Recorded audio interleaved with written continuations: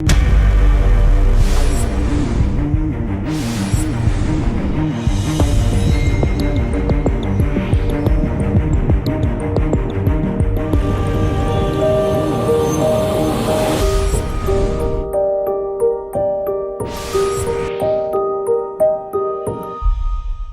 वालेकुम नाज़रीन, programme tax wrong साथ मैं अफजल यूबी। हुकूमत ने वफाकी बजट तो पास कर लिया है, क्या इस बजट पर हुकूमत कायम रह सकेगी? जो टैक्स टारगेट रखे गए हैं वो पूरे होंगे? क्या इंडस्ट्री फ़रोग पा सकेगी? और क्या कुछ है इस बजट में, इस पर आज गुफ्तगू करने के लिए हमारे साथ स्टूडियो में मौजूद हैं ज़ाहिद अतीक चौधरी साहब। आप साबिक सीनियर नायब सदर हैं पाकिस्तान टैक्स बार के और लाहौर टैक्स बार के साबिक सदर हैं। चौ साहब, आज मैंने इंट्रो इसलिए नहीं दिया क्योंकि मैं चाहता हूँ आपसे आज वो कुछ सीखूँ जो हमारे दोस्त मुझे सवालात भी करते हैं, बार बार पूछते भी हैं। जो बजट पेश हुआ है, पहले तो सबसे पहले ये बताइएगा इसके खदोखाल आप किस तरह देखते हैं? अगर बुनियादी तौर पे आप इस बजट के खदोहाल की बात करें तो इसमें गवर्नमेंट ने एक ओवर एम्बिशियस सा टारगेट जो है वो रखा है और FBR ने जो है वो उस पर अपनी राय दी है कि ये अचीवेबल टारगेट है। लेकिन इसके साथ साथ जिस तरह की टैक्सेशन की गई है, सिर्फ टैक्सेस की परसेंटेज बढ़ा के रेवेन्यू का उनका गवर्नमेंट का ख्याल है कि इकट्ठा कर लिया जाएगा, जो कि एक इकनॉमिक्स के भी और टैक्सेशन के बुनियादी सूलों के ख़िलाफ़ है। हमेशा जो टैक्सेस हैं वो इकनॉमिक ग्रोथ से आते हैं। अगर इकॉनमी चलेगी, ग्रोथ होगी तो गवर्नमेंट को टैक्सेस भी मिलेंगे। और अगर आपकी कॉस्ट ऑफ डूइंग बिज़नेस में टैक्स का इम्पैक्ट इतना ज़्यादा हो जाएगा और वो तकरीबन जो हमने उसका एनालिसिस किया है, ये बाय एंड लार्ज आप जो है ये 30 से 40% तक इजाफी बोझ आएगा एग्जिस्टिंग टैक्स पेयर के ऊपर। और इसके साथ साथ जो आपने रियल स्टेट सेक्टर के ऊपर टैक्सेस लगाए हैं, तो वहाँ जो ट्रांजैक्शन अब बंद होगी, वहाँ से भी एक बड़ा चंक रेवेन्यू का आ रहा था वो अब बंद हो जाएगा। इसी तरह से जो cost of doing business construction sector की बढ़ गई है, वो कंस्ट्रक्शन के प्रोजेक्ट स्लो हो जाएंगे या वक्ती तौर पर रुक जाएंगे। इसका इम्पैक्ट ये आएगा कि जो इससे रिलेटेड कोई 20 इंडस्ट्री हैं उनका पहिया स्लो होगा। तो मेरा बात करने का मकसद ये है कि आपने जो टैक्सेस की परसेंटेज बढ़ाई है, इससे हमेशा बिजनेसमैन का कैश फ्लो डिस्टर्ब होता है। जब आपके टैक्सेस बढ़ते हैं तो आप कैश फ्लो में से और उसके कैपिटल में से मेजर पोर्शन तो वन टाइम अपने पास ले जाते हैं, तो फिर उसकी स्पेंडिंग कम हो जाती है। तो जब बिजनेसमैन की स्पेंडिंग कम हो जाती है और बिजनेसमैन के कैश फ्लो में उसका वर्किंग कैपिटल कम हो जाता है और विद होल्डिंग टैक्सेस की सूरत में, सारे विद होल्डिंग की शक्ल में टैक्सेस आए हैं मोस्टली, तो ये टैक्सेस एडवांस टैक्स की सूरत में या मिनिमम टैक्स की सूरत में FBR वन टाइम अगर अपने रेवेन्यू को अचीव करने जाती है तो ये जो इकोनॉमिक प्रोसेस स्लो होता है, ये फिर कई सालों तक दोबारा इसको रिवाइव करने के लिए टाइम लग जाता है। इस बजट को जो पेश किया गया है, इसमें कोई होमवर्क आपको नजर आया है जो जिसमें इसमें किया गया है? गवर्नमेंट के पास सर इस वक्त एक टास्क है कि हमने IMF के प्रोग्राम को बहाल करना है। IMF के प्रोग्राम को बहाल करने का हमारी सर्वाइवल से एक बात जोड़ी जा रही है कि पाकिस्तान अगर IMF का प्रोग्राम बहाल नहीं होगा तो खुदा ना खास्ता डिफ़ॉल्ट की तरफ जा सकते हैं। आप मेरे से डिबेट कर सकते हैं, उसके बगैर भी अल्लाह ताला के फजलो करम से ऑप्शंस मौजूद हैं। लेकिन बात विजन की है। असल में अगर आप समझें कि हमें इस बजट के अंदर कोई उस तरह का विजन नज़र नहीं आ रहा जो मुल्क की इकॉनमी को आगे लेके जाने वाला हो। ये शॉर्ट टर्म मेजर्स थे। इस गवर्नमेंट के पास सिर्फ 1 साल है।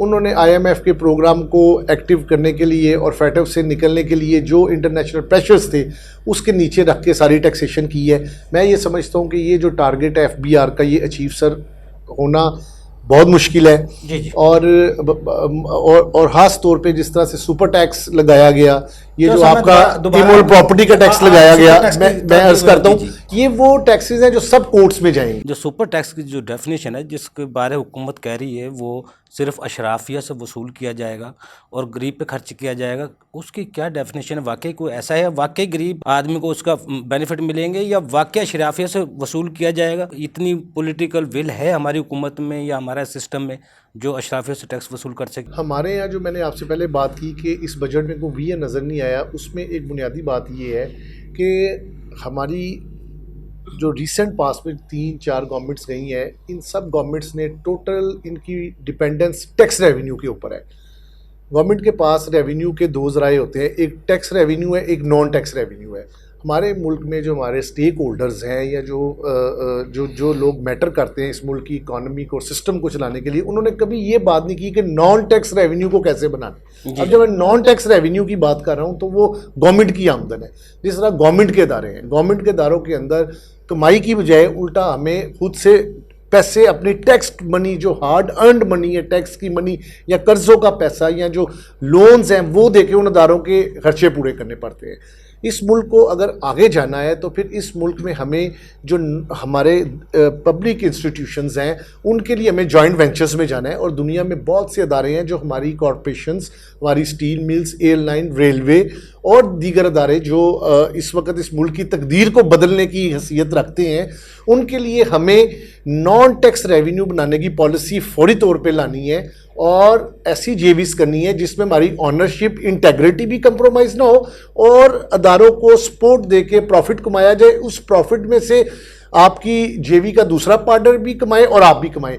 तो इस मुल्क को आगे ले जाने के लिए टैक्स रेवेन्यू का बोझ डालने की जो एक हुजम है वो अब अपनी आखिरी सतह तक जा चुका है। काशिफ साहब ने कहा रेवेन्यू रिसीव हो जाएगा, पूरा हो जाएगा ये 7.4 ट्रिलियन। मैंने कहा नहीं हो सकता। उस पर मेरा एक आर्गूमेंट है कि दुनिया रिसेशन पे जा रही है। मैं कह रहा हूँ कि दुनिया रिसेशन पे जा रही है। जब दुनिया रिसेशन पे जाती है तो उस वक्त आपकी फिर जो है डिमांड कम हो जाती है। जब आपकी डिमांड कम होती है तो फिर आपकी इंपोर्ट्स कम होंगी। जब इंपोर्ट्स कम होंगी तो ऑटोमेटिकली आपका फिर रेवेन्यू भी उसमें इम्पैक्ट आता है उसके ऊपर। इसी तरह आपकी अगर इंपोर्ट्स कम होती हैं, यूरोप और अमेरिका ने अपने इंटरेस्ट रेट्स बढ़ाए हैं, वहाँ स्पेंडिंग कम होगी, डिमांड कम होगी, तो उस सूरत में आपकी एक्सपोर्ट भी अफेक्ट होगी। तो ये भी एक तस्वीर का बड़ा इंपॉर्टेंट रुख है जो हमें अपने ज़हन में रखना है कि हमने अल्टरनेट प्रोग्राम लेके चलना है कि अब हमने इस मुल्क का जो टैक्स रेवेन्यू है वो किस हद तक अपनी टैक्स बेस के ऊपर बोझ डालना है। जो टैक्स बेस से बाहर लोग हैं उनको तो मियार ला नहीं सके। इस मुल्क में आप मुझे बताइए, इस बजट के अंदर कोई एक पॉलिसी भी ऐसी नहीं आई जिसमें ये बताया जाए कि जो पाकिस्तान के अशरफिया ने इतनी दौलत इकट्ठी कर ली है उनको टैक्स सिस्टम में कब लाया जाएगा, उनको टैक्स सिस्टम में लाने के लिए क्या प्लानिंग है। सोर्स नहीं बताया गया कहां से हमने रियल इनकम को टैक्स करने के लिए को प्रोग्रेसिव टैक्सेशन की कोई पॉलिसी नजर नहीं आई। एनीवे, हम मुतालबा करते रहे हैं, कर रहे हैं और करते रहेंगे कि ये मुल्क आगे तब जाएगा जब आप जो वो लोग जिन्होंने इतना पैसा इकट्ठा कर लिया उसके लिए कोई स्पेशल लेजिस्लेशन करें। और आप देखें पीटीआई के अलावा इस वक्त सारी जमातें जो हैं वो हुकूमत में हैं। अगर अब नहीं अगर ये लेजिस्लेशन हो सकती है, जो राइट्स अक्रू होते हैं, जो वेस्टेड राइट मिलता है वो उस बंदे को मिलता है जो टैक्स पे करता है। उसके लिए राइट्स, उसके लिए प्रोटेक्शन, उसके लिए सारी कॉन्स्टिट्यूशनल गारंटीज होती हैं। जो टैक्स चोर है, जिसने एक पैसे का टैक्स नहीं दिया, दौलत इकट्ठी कर ली, असासे बना ली है, प्रॉपर्टियां बना ली, उन लोगों के लिए कोई कॉन्स्टिट्यूशन की प्रोटेक्शन नहीं है। उनकी लेजिस्लेशन होनी चाहिए और उनको आज से 70 साल से पीछे सामने लेके आना चाहिए। आगे चलिए, आपने मेरे से सुपर टैक्स का क्वेश्चन पूछा, मैं उस पर भी आपको अर्ज कर दूं। सुपर टैक्स जो है सर, PML नून की गवर्नमेंट ने अपनी 2016 के फाइनेंस एक्ट में जब शाहिद खान अब्बासी साहब वज़ीर आज़म थे तो इसको लगाया था। ये कोर्टों में भी गया, जुडिशल स्क्रूटनी हुई और उसमें गवर्नमेंट को फ़ायदा मिला और ये टैक्स ठहर गया। तो अब रेडीली गवर्नमेंट के पास एक ऑप्शन तो ये थी, आज की डेट में बैंकिंग कंपनीज़ के ऊपर ये 4% था और बैंकिंग कंपनीज़ के अलावा जो अदर देन पर्सनस हैं उस पर ये टैक्स 0% था। जब शुरू में 16 में आया था तो उस वक्त वो पर्सन्स, उसमें कोई इंडिविजुअल है, कोई AOP है, कोई कंपनी है, कोई कॉरपोरेशन है, अगर उसका 50 करोड़ 500 मिलियन से ज़्यादा मुनाफा था तो उस पर ये टैक्स था। फिर साल 2019 के बजट में यानी 20 और 21 के लिए इस शरह को 0% कर दिया गया। अब गवर्नमेंट ने 300 मिलियन से ज़्यादा जिन अफराद की आमदन होगी, चाहे वो कोई सोल प्रोप्राइटर है, कोई AOP है या कंपनी है, उसको 300 मिलियन से ज़्यादा होने की सूरत में 4% सुपर टैक्स देना होगा। अब आप आ जाइए दूसरे टैक्स की तरफ, जो आपने गुर्बत के खात्मे के लिए टैक्स लगाया, उसमें भी गवर्नमेंट ने कहा जी ये वन टाइम टैक्स है, आपके पास साल ही एक है और पाकिस्तान में अगर कोई टैक्स लग जाए तो उसको दोबारा ख़त्म होते हुए हमने अपनी 20 साल की प्रैक्टिस में नहीं देखा, क्योंकि वो आपके प्रोजेक्शंस का हिस्सा बन जाता है और फिर वो टैक्स कभी हटता नहीं। को वक्ती तौर पर लाया गया था लेकिन और उसके बाद वो हमेशा का फीचर बन गया, वो आपके बजट का 80% उसने हिस्सा ले लिया। तो एक ये जो उन्होंने बयानिया दिया ये बिल्कुल गलत है कि ये वन टाइम टैक्स है, अब ये टैक्स रहेगा। तो तो अब इस टैक्स के ऊपर थोड़ा डिस्कस कर लेते हैं। ये जो गुर्बत को ख़त्म करने के लिए टैक्स आया है, ख़त्म तो गुर्बत होगी नहीं, गुर्बत को कम करने का लफ्ज़ होना चाहिए। तो गुर्बत को कम करने के लिए जो टैक्स इम्पोज किया गया है, ये 15 करोड़ रुपए से जिनकी आमदन है वहाँ शुरू होगा।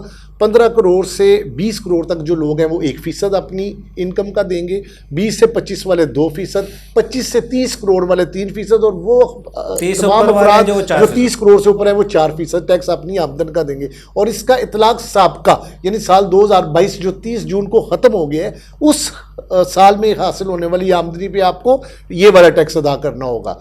तो ये सुपर टैक्स और दो टैक्सेस मैं दोबारा आपको एक्सप्लेन कर दूं कि सुपर टैक्स अलग है और ये जो आप गुर्बत को कम करने के लिए टैक्स लगा रहे हैं वो 4B सेक्शन है, ये 4C सेक्शन है। तो ये दो टैक्सेस बिजनेसमैन को देने होंगे। जो ताजिर हज़रात तो सरापा एहतजाज सुपर टैक्स को मानने के लिए तैयार नहीं है, इंडस्ट्री को बंद करना जा रहे हैं, तो फिर क्या वाकई वो इंडस्ट्री के ऊपर ज़्यादा बोझ? ये 13 जो महसूस इंडस्ट्रीज़ हैं, जैसे ख्वाजा साहब ने आपको बताया कि जिनके प्रॉफिट्स लिस्टेड कंपनियों के रिपोर्टेड हैं, कॉर्पोरेट सेक्टर है, सामने बैलेंस शीट होती है, इंग्लिश उर्दू अखबारों में इनके मुनाफों की तफसील शाया की जाती है कानून की रूह से, SECP के कवानीन के मुताबिक।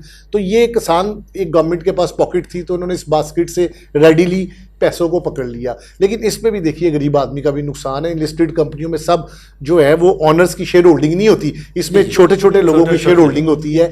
जो मीडियम साइज के इन्वेस्टर हैं उनकी भी शेयर होल्डिंग होती है, कुछ लार्ज का भी होता है शेयर। तो जो छोटे छोटे शेयर होल्डर जिन्हें डिविडेंड का इंतजार था कि मिलेगा मैं ये काम कर लूंगा, और वो डिविडेंड अब इस प्रॉफिट के लगने के बाद वैनिश हो जाएगा। बेवरेज पे, टेक्सटाइल पे, शुगर पे, सीमेंट पे 4% से 10% जो टैक्स कर दिया गया है, इसका क्या इम्पैक्ट होगा?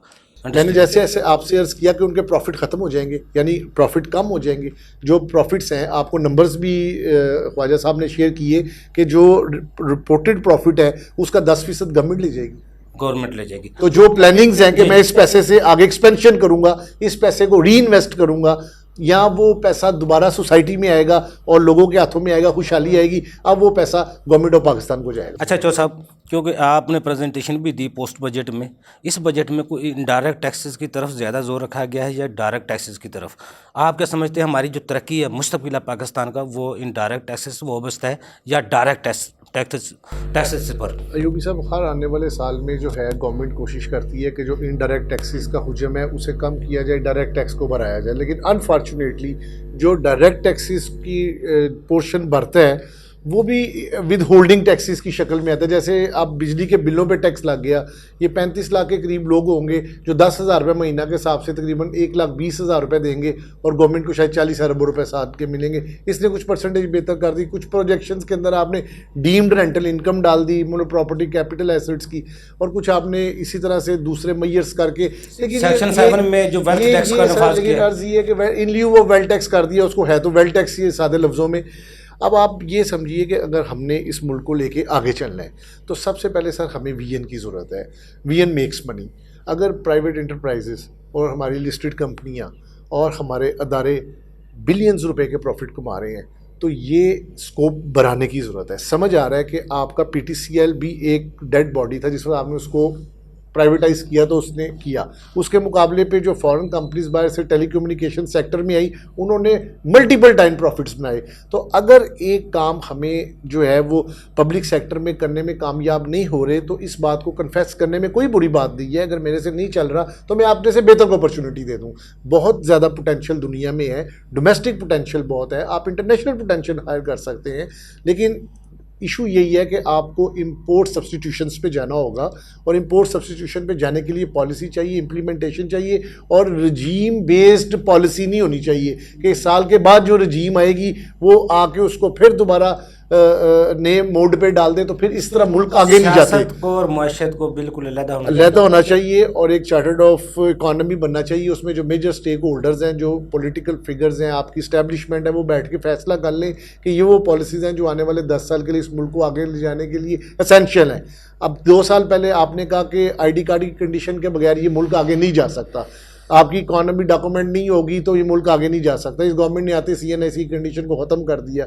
लोगों ने बड़ी मुश्किल से जो सिस्टम में लोगों को लेके आए थे उसकी कॉस्ट पे की थी, अपने बिजनेसिस का लॉस किया कि लोगों ने क्लाइंट छोड़ दिया ID कार्ड की वजह से कि मुझे नुकसान हुकूमत से पहुंचेगा। आज वो लोग मातम कर रहे हैं अपने ऊपर कि वो लोग अच्छे रह गए जिन्होंने CNIC के बगैर अपने गोशवारे दाखिल कर दिए। तो रजीम बेस्ड पॉलिसी नहीं इस होनी चाहिए। हुकूमत के लिए आने वाला वक्त आप आसान देख रहे हैं या फिर ज़्यादा, इससे भी ज़्यादा आवाम को मुश्किलात उठानी पड़ेंगी? सर आने वाला इस गवर्नमेंट के लिए एक विंडो नज़र आ रही है, वो ये है कि अगर दुनिया के अंदर ऑयल की प्राइसेस जो हैं वो रिड्यूस होना शुरू हो गई, जिस तरह से कि सिटी ग्रुप ने भी रिपोर्ट निकाली है कि ये इस साल में $65 और आने वाले साल में शायद $50 से भी नीचे चले जाएंगे, तो आपका अगर इम्पोर्ट बिल $10 का होंगे जो हमारी शरायत IMF के साथ लेविस बढ़ानी है तो हम कीमतें कम कर सकेंगे। जी बिल्कुल। इसके अंदर IMF, जैसे इन्होंने बताया, IMF आपको कोई कंडीशन नहीं करती। आप खुद IMF को अपना एक प्लान प्रेजेंट करते हैं कि जनाब मुझे इतना लोन दे दें, मैं यूं आपको वापस दे दूंगा।